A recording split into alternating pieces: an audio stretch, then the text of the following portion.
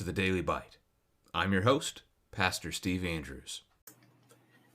In today's reading from 2 Samuel chapter 10, we continue to see King David as this warrior king who continues to fight against the enemies of God's people.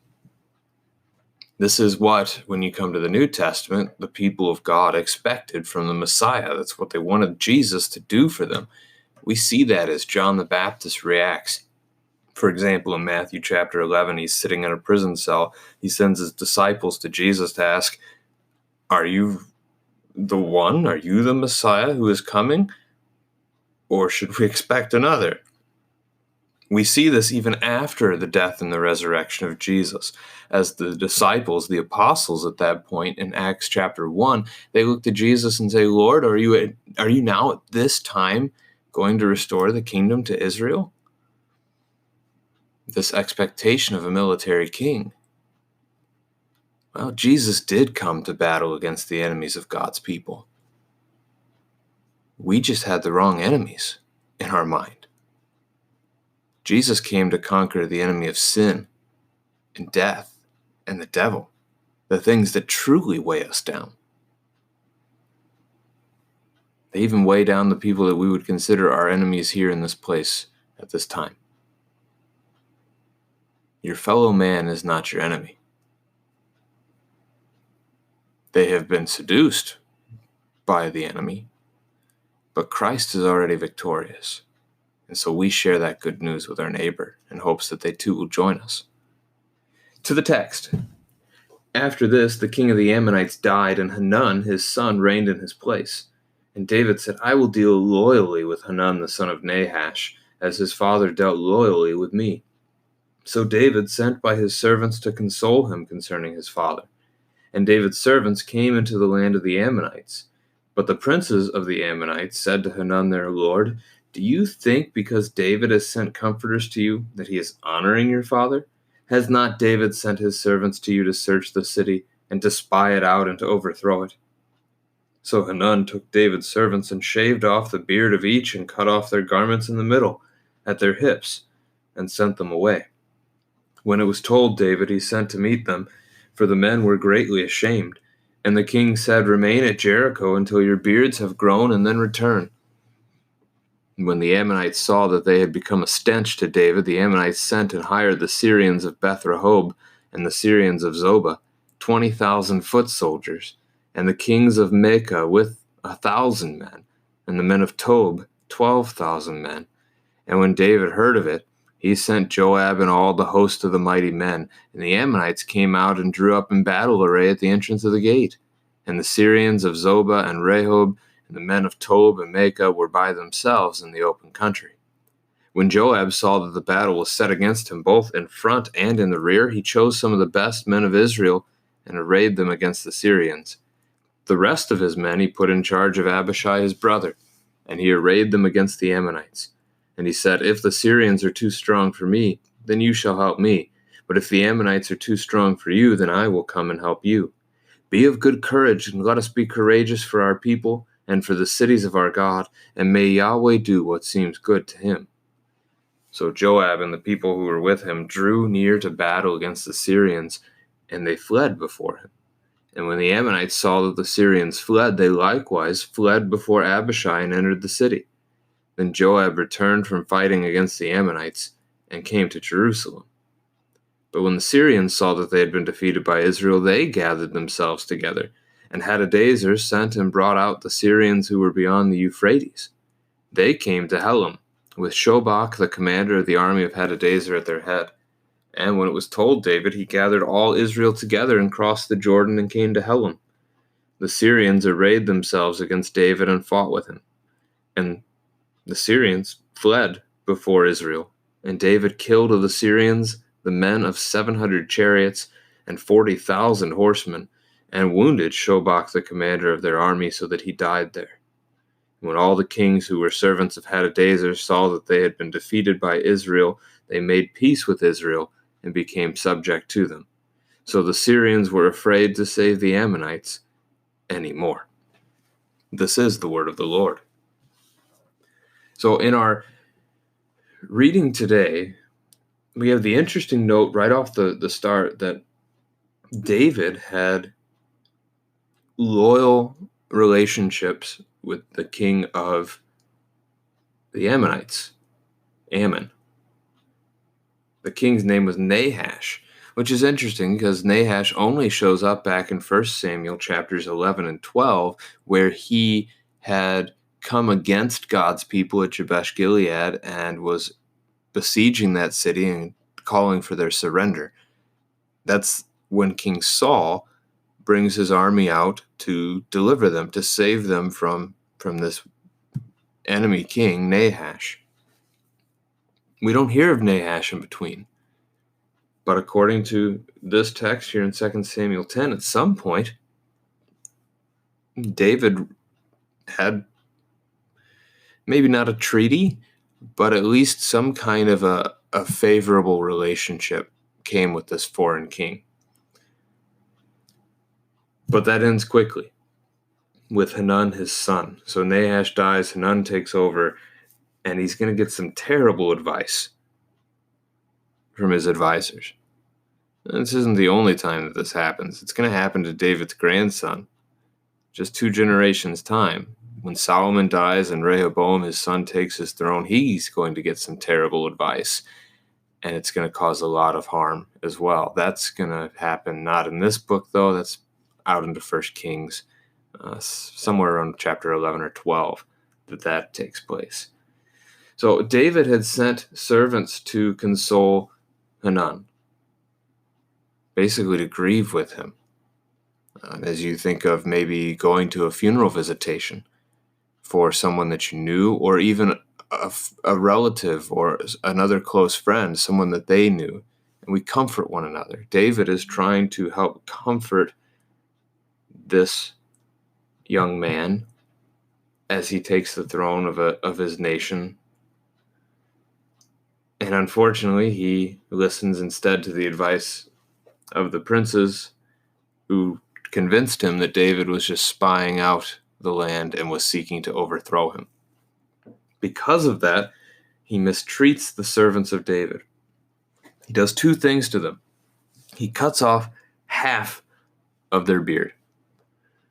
I guess it's not specified here. I'm envisioning this as basically shaving one side of their face, so that, clearly unmatching. This is a disgrace amongst Israelites, as the beard a gift of God to men, that this hair grows from the face.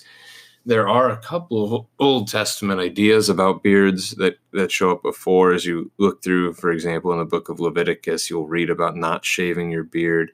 There is the Nazirite vow. They're not supposed to have any kind of razor ever taken to their hair. It's just another example. So, is this biblical, or is this a cultural thing with their beards? I don't really have an answer for you at this point in history. So regardless of what that is, it was considered a disgrace amongst Israelites. And so they could not show their face. They were greatly ashamed. That's only half of it, though. The other half, the more temporary half, I suppose, is that Hanun had their garments cut. If you imagine them wearing robes and cutting basically any of the fabric off below the belly button, so that all that's left is what's covering their torso. They're naked. Their private parts have been exposed to the world, and they have been left out of the city to return to David like this. They're ashamed. That's what's just occurred. So David encourages them to go ahead and remain where they were at Jericho at that point, where he found them and met with them, until their beard grows back. That way, really saving face, quite literally, as they come home to Jerusalem, that they would not be ashamed in front of their relatives or their friends. The people would actually know them. It helps to limit that for them. So a bit of a mercy move right there from the king. But as that moves forward, then you have this now ruined relationship with the land of Ammon. The Ammonites have realized that they have become a stench to David, that the king of Israel despises them for what they've done. This is a time where we can really have a good conversation with our children on this. What should the Ammonites have done? At this point, so the sin against God's people has already been committed. What should the Ammonites do? And then contrast that with your children with what the Ammonites chose to do. So the right move would have been to have repented, to have sent word, even for the king himself to have gone before David and repented, to have asked for forgiveness, and to have sought reconciliation. But instead, what they did, they hired mercenaries. They armed themselves with 33,000 additional Syrian troops to help fight against David. And so David hears of it, and he sends his army to meet this problem head on. That's exactly what happens. The Syrians actually, with the Ammonites, have a good battle strategy. The Syrians are out behind where the battle is going to take place, and the Ammonites are near their city's gate. And so as the Israelites come to fight against the city, the Syrians can pounce on them from behind. It's a battle on two fronts, which in military strategy is not a fight you want to have. You want to keep the battle on one side of you, not coming at you from multiple directions. So it was a good plan. But we skip down to verse 12. As Joab tells his brother Abishai to be of good courage, let us be courageous for our people, for our cities, of our God, and may Yahweh do what seems good to him. So Joab here making the good faith trust statement that Yahweh is in control, that the Lord is in control of this, and his outcome will be. So as for his role, as for Joab's role in this, he's going to have courage. He's going to do what needs to be done, but he's going to let the Lord stand for him. He's going to let the Lord fight for him. This is a good conversation point that we could also launch off on with our children, essentially about vocation. The Lord has given us things to do. We are called to serve him. We are called to love our neighbor. We are called to take care of our families, those kinds of things. And that's not always easy. In fact, it's rarely easy in this life, in this world of sin. And so we do need to be courageous, especially when it comes to sharing the gospel. We've lacked courage there for a long time as Christians in this society. So to have the courage to do what the Lord has given you to do, all the while knowing that the Lord will care for you, the Lord will provide for you, even if it's not the way you expect it to be, even if it results in your suffering and in your death, the Lord will still care for you because he has called you home. That's a very New Testament oriented theme right there. We see that throughout the New Testament. Jesus himself speaks that way, that he sends his disciples out, Matthew chapter 10, as sheep among wolves, that they will be persecuted, they will be dragged before councils and synagogues and kings to give an account on his name, but they should have no fear, for their heavenly Father is with them. And so what happens? The battle begins, and the Syrians flee from Joab, the Ammonites flee from Abishai, and the battle's over. Joab and the rest of the army go home. They go back to Jerusalem. When the Syrians find out about this, so when the Syrian army makes it home and tells of what's happened, they decided they couldn't abide by that, so they came together and got more help. Hadadezer calls.